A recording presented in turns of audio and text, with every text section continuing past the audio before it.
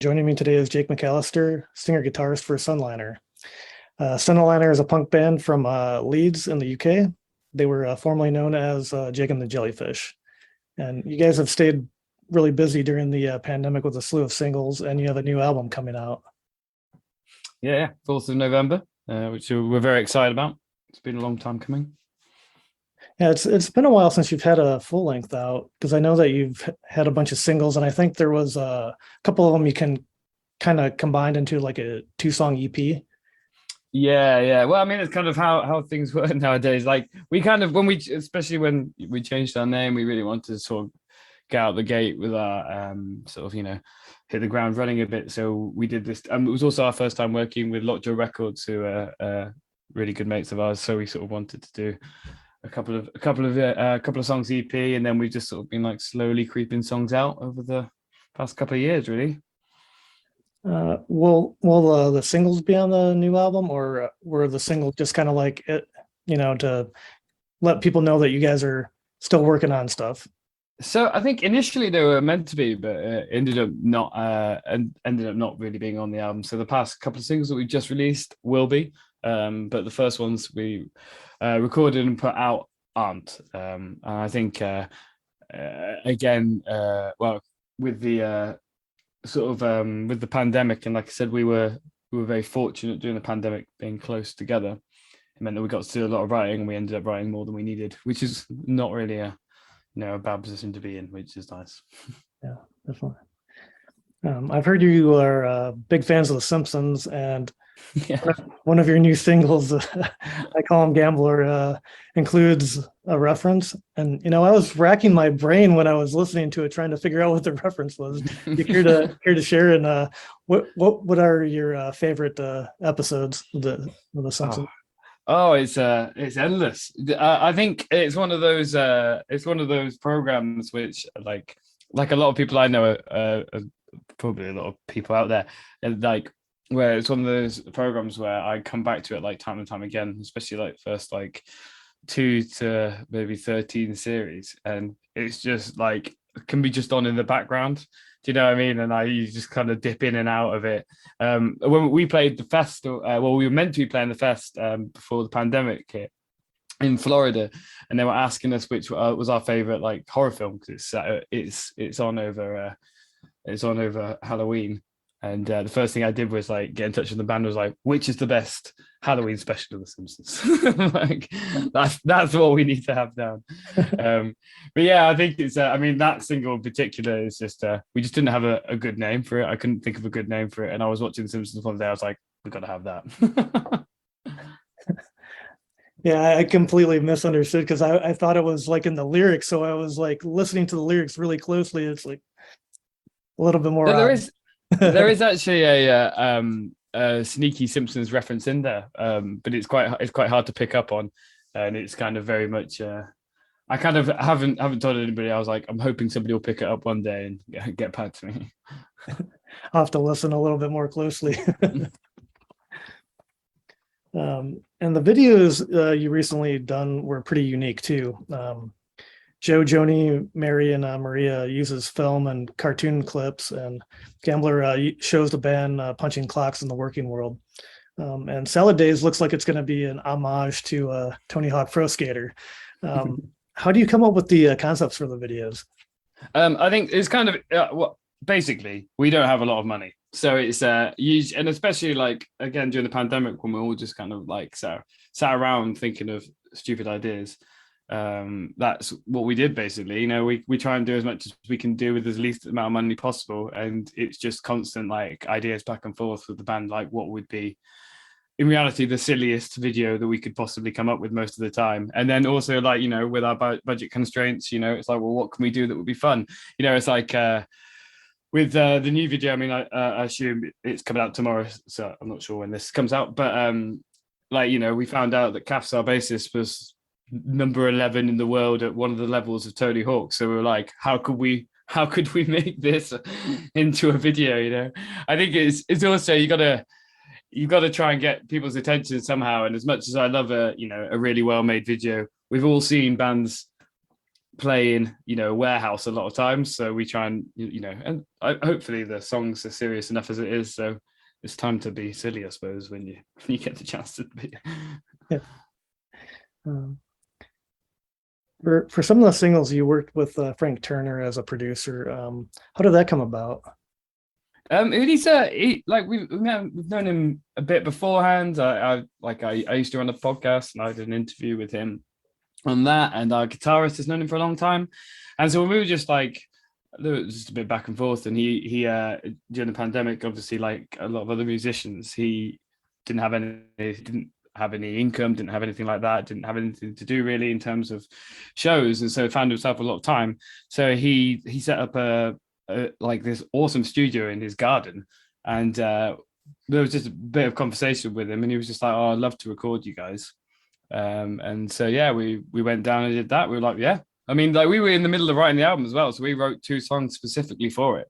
We were like, okay, well, we're actually halfway through recording this album, so already. So we got into the practice room and just like wrote 2 songs specifically for this recording session, and went down and just camped and hung out. And it was also in the middle of, it was in one of the, how, I mean, I don't know what it's like over in the States, but I mean, there was like lockdown 1, lockdown 2, lockdown 3. And so it's like, it was in between a couple of lockdowns. And so it felt like so novel, like we could go somewhere that wasn't like walking around our local area, and we could go down and see people. Even then we're still being very careful, obviously, but it was just such a fun experience. And he's like, honestly, I can't say enough nice things about the guy. He's super lovely, and his input was like invaluable, really. Yeah. And you come from a pretty talented family. Your brother is in the band Toodles and the Hectic Pity, and your sister is also an artist. What has kind of inspired your family's creativity, and what would you say your biggest influences are? It's a good question, to be honest, because my brother and sister are both a little younger than me. But my mum's side of the family has always been quite creative, and so is my dad. My dad's side of the family is, my dad in particular isn't actually all that, like, he's not particularly musical. He doesn't really do much in the way of art, but his side of the family is incredibly musical and artistic, and I think it just kind of seeped down. I mean, I felt I kind of, when I was pretty young, I just got super like obsessive into music, and would just get anything I could have my hand, like I would literally get anything, and sort of it's like just wanted to learn about music, I suppose. And that, at the same time, my brother was doing pretty much the same thing, and so I think we were all in the same boat, like luckily we get on really, really well, so we share a lot of the same sort of influences ourselves. I suppose just being like a lot of people being in a small town with not a lot to do, you end up finding your own entertainment or your own sort of way to pass the time. Do you think you will tour stateside in support of the album? We'd love to. It's really a logistical thing on our side, because I'm sure you can understand it's quite expensive to get over there. So for us, we sort of need to make it, make sure it's worth it on our side. And then obviously, like, pandemic's still not over yet, really. So it's still kind of tough. Like, we were hoping to make it over for Fest last year, and that didn't quite work out in the end. Just logistics didn't work out. But hopefully next year. We'd love to come. We just need the invitations, then, and we'd be over there in a heartbeat. Yeah, and it also seems to happen that some bands, when they're on tour, there seems to be a lot of COVID that's still going around, and yeah, for sure, it ends up being a loss of income too, I suppose. Yeah. I mean, like, we know a lot of mates. So yeah, again, we've been lucky enough to do shows again. We haven't really done a sort of stint quite yet. We just sort of done shows here and there, but I mean, it's still out there, and you've got to be super careful. And especially if you're investing a lot of money into going somewhere, we can't really afford to lose it. So we need to be super careful about it, really. And obviously with friends and family, it's still still a pretty dangerous thing is COVID, even if we sort of seemingly forgetting it currently. We've still got to be careful. Yeah, definitely. What do you think fans can expect from the new album? This one was a really interesting one to write because I kind of went into it from quite like a different angle as I've previously done. Because I tend to write I tend to write the lyrics, and not all of them, but a lot of the songs will start with a melody or an idea that I've got. Um, Absolutely not all of them. A couple of them are other people's ideas that I've then sort of like gone on top of. But for me, lyrically, especially like this one is very narrative, and that is like a proper like Springsteen sort of influence on my side. It's in like a you can, if you want to, you can read the album start to finish as one person, and like sort of life events they're going through it. And I think previous, because when we were doing stuff as Jake and the Jellyfish, I did a lot of like very frustrated writing, sort of writing about my period of time, like my personal experiences, sort of social commentary. And there is still a bunch of that, but I sort of wanted to come at it at a different angle, so I could just like almost like a writing exercise for me. And also it just gives you an excuse to explore new things and new ideas. And so like I always think it's kind of almost like a Springsteen-y sort of there's Joe Joni has that sort of getting out of this town sort of feel of a vibe of it. And then there's sort of almost like, I'm a big Stephen King fan, so like I love that sort of like coming of age, sort of like his ability to write about people and like towns and all that sort of stuff I absolutely love. So it was trying to do that as well. So hopefully there's quite a lot in there for people to dig into, but also hopefully just a bunch of bangers that people find catchy. So, look at it at whatever level you want to look at it, I suppose. Is there anything else that you'd like people to know about Sunliner? That's a good question.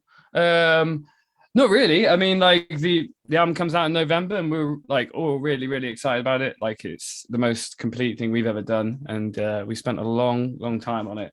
Not in like a grueling way, but like in a we really were trying to make sure everything is tied up nicely. And yeah, well, we've got shows lined up for the rest of the year, and then we're starting to look at booking for next year as well. So hopefully we'll be pretty busy next year. Maybe we'll be able to come over your side. Well, hopefully in the future. Pretty cool. Yeah, yeah.